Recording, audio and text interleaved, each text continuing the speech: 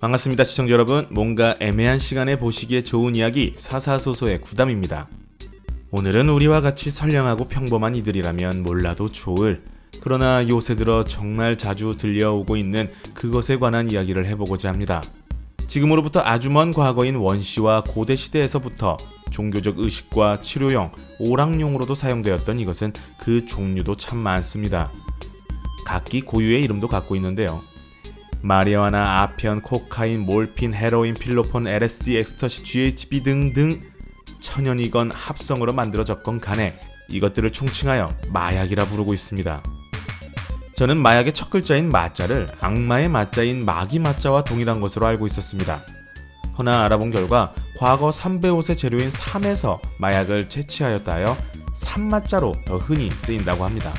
외에도 몸이 마비되다 할 때 쓰이는 절일마로 쓰일 때도 있다는데 뭐 그러거나 말거나 저에게는 이 마귀 마자가 훨씬 와닿는 것 같습니다. 사실 마약이라는 게 문명 인류에게 있어 애초부터 금기시했던 것은 아니었다고 합니다. 심지어 마약을 신의 선물이니 하며 고통을 줄여주는 아주 고마운 물질로 여기기도 했죠. 고대 그리스 시대의 의학의 아버지라 불리우는 히포크라테스는 대표적인 마약인 아편을 고통의 구원자라 칭하기도 했을 정도였으니까요. 로마 시대에만 해도 현대의 편의점 마냥 대략 800여 개의 아편 가게가 있었다고 합니다. 그러다가 한 종교가 로마의 국교가 되면서 아편, 즉 마약을 통제하기 시작했습니다. 그 나름의 이유가 여럿 있겠지만 대표적인 이유로는 기득권 종교 세력들에게 있어 마약이 민중들에게 너무 쉽게 돌아다니게 되면 새로운 종교가 생길 수도 있다는 우려에 이를 강력하게 금지했다고 합니다. 그럼 도대체 마약이 어떤 효과를 주기에 신종교의 탄생까지 걱정하며 금지를 했을까요? 앞서 말한 고통을 줄여주는 수준이었다면 굳이 막을 필요는 없었을 것 같은데 말이죠. 그리고 현대에 들어서까지 그렇게 강력하게 처벌하고 제재를 하는데도 기필코 마약을 하고 마는 그들은 어떤 효과를 원해서일까요?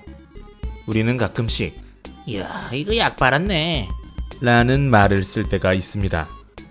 이 말에서의 약이 흔히 하는 후시딘이라든지 개보린 같은 그런 일반적인 약을 뜻하지 않는다는 거 다들 아실 거라 봅니다. 즉 방향이 어찌되었건 결코 범상치 않은 무언가를 접했을 때 일반적으로는 쉽게 할 수 없을 것 같기에 이건 마치 마약을 한 것 마냥 대단하구만 이라는 의미로 은어처럼 쓰이는 거죠. 실제로 걸작을 남긴 아티스트들 중에는 그 형태나 종류는 다르지만 꽤나 많이들 마약에 중독되었었다고 합니다. 이에 대한 자세한 이야기는 추후에 기회가 된다면 따로 준비를 해보도록 하겠습니다. 그럼 마약을 했다 하면 평소보다 훨씬 초월하는 능력을 이끌어주는 걸까요? 그런 매력적인 효과가 전부였다면 마약은 지금과는 사뭇 다른 취급을 받았겠습니다. 마약의 대표적인 효능 중에는 인간의 신경물질인 도파민을 증가시켜 환각을 일으키는 작용이 있습니다. 마약 중에서도 유난히 이 환각작용이 심한 것이 LSD라는 마약인데요. 이게 어느 정도로 심하냐면 자신이 하늘을 날 수 있을 줄 알고 옥상에서 뛰어내린다거나 눈이 실명될 때까지 햇빛을 쳐다보는 등 말 그대로 정상이 아닌 행동을 하게 한다는 거죠. 여담으로 이런 환각작용을 간접 체험해 볼 수 있는 정말 정신나간 게임이 실제로 있었습니다. 제목도 그냥 LSD. 이것이 어떤 문장의 줄임말인지는 다양한 해석이 있으나 공식적으로 밝혀진 것은 없습니다. 이게 게임기로 나오긴 했으나 게임이라 부를 순 없겠네요. 왜냐면 이 게임의 공식 홍보 문구가 이런 건 게임이 아닙니다 였으니까요. 이거야말로 제대로 약 빨고 만든 게임, 아니 작품? 이걸 뭐라고 해야 되나? 아무튼 이것의 플레이 화면이 궁금하신 분들은 직접 찾아보시길 바랍니다. 무엇을 상상하시든 그 이상을 보시게 되실 겁니다. 마약류의 또 다른 효과는 인간의 신경계를 흥분시켜 감각 및 운동 기능을 상승시키는 겁니다. 대표적으로 코카인이 있는데 지금은 당연히 아니지만 과거 코카콜라에도 이 코카인 성분이 들어갔었다고 합니다. 실제로 코카콜라의 코카가 이 코카잎의 코카를 따서 지어진 거죠. 코카인에 중독되었던 음악가 리하르트 슈트라우스의 말을 빌리자면 코카인을 흡입하면 그 즉시 아이디어가 마구 떠오르고 활력을 느낄 수 있으며 좋은 기분으로 일에 집중할 수 있어 그 능률이 매우 좋아졌다고 합니다. 하지만 코카인은 다른 마약과 비교해 효과가 빠른 만큼 끝나는 것도 매우 빠르다고 합니다. 쉽게 말해 약발이 금방 사라져서 코카인을 지속적으로 흡입하지 않으면 만사가 귀찮아지고 우울감이 몰려와서 이 무기력함을 온몸으로 느끼게 된다고 합니다. 문제는 이런 무력감이 부작용의 다가 아니라는 겁니다. 진짜 부작용은 대표적으로 수면장애, 그리고 인성장애, 피부 안에 벌레가 기어다니는 것을 느끼는 환촉 및 환각 같은 편집성 망상 등이 있습니다. 영화에서 마약 중독자를 표현할 때 흔히 등장하는 그런 증상이네요.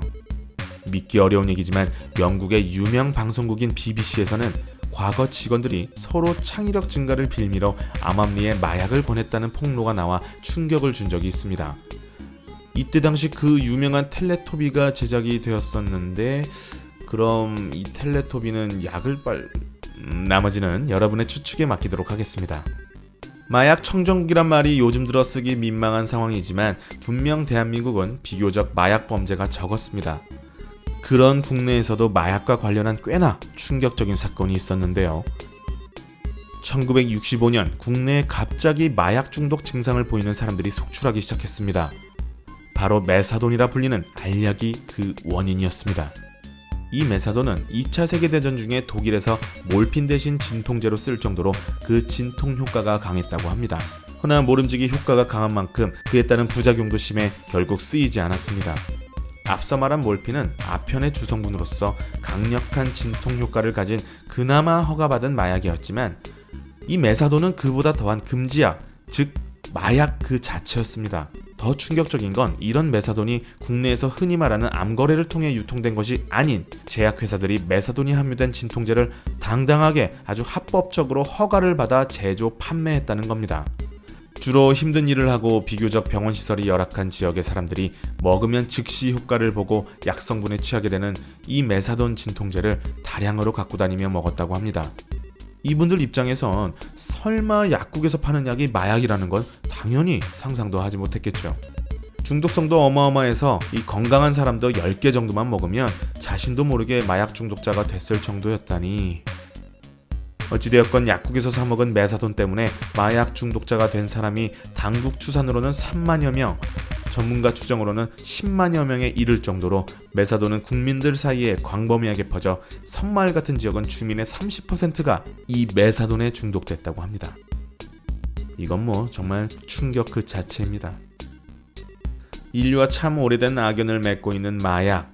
그 마약이 문제인 이유는 앞서 말한 여러 부작용 외에도 인간을 파멸로 이끄는 그 무시무시한 중독성과 그것을 이용한 마약 거래에서 비롯되는 그 사이즈도 어마어마한 범죄들 때문일 겁니다. 선량한 우리 시청자분들은 부디 이런 악마의 비타민에 혹여나 유혹되지 마시길 바라봅니다. 아무리 사사롭게 소소하게 알아본다 한들 무거울 수밖에 없는 마약 이야기는 여기까지입니다. 조금이나마 여러분의 애매한 시간을 보내는 데 있어 도움이 되셨기를 바라면서 다음 시간에 또 다른 이야기로 찾아뵙겠습니다. 끝.